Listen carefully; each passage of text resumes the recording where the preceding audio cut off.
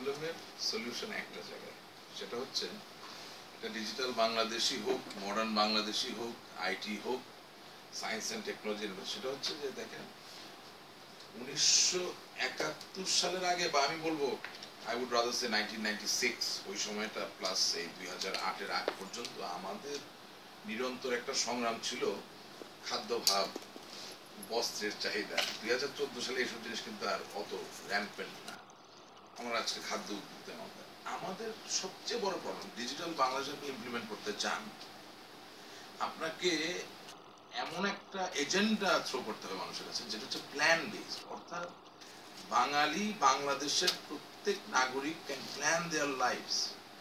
যখন আপনি সেটা মনে প্রাণে বিশ্বাস করবেন এবং এই মেসেজটা যখন প্রতিটা মন্ত্রণালয় থেকে প্রতিটা কাজে প্রতিফলিত হবে, আপনি দেখবেন অটোমেটিক্যালি এই যে যেসব আমলাতান্ত্রিক প্রবলেমের কথা বলা হচ্ছে, মামলা মোকদ্দমার প্রবলেমের কথা বলা হচ্ছে, টেলিকম কোম্পানি কেন ভালো সার্ভিস দিচ্ছে না, roads and highways কেন ভালো না, all these issues will be resolved. The reason being, আমি কিন্তু I'm a young man, আমি কিছু আগে I was a মানে full time student, মানে when I was younger, আমি তাই ব্যবসা ছিলাম। আমাদের যাদের সবচেয়ে বড় ড্রব্যাকটা কি, যে বয় আর girl who goes to let's say high স্কুলে যে পড়ে বা যে কলেজে পড়ে, সে কি সত্যিকার অর্থে তার লাইফটাকে প্ল্যান করতে পারে?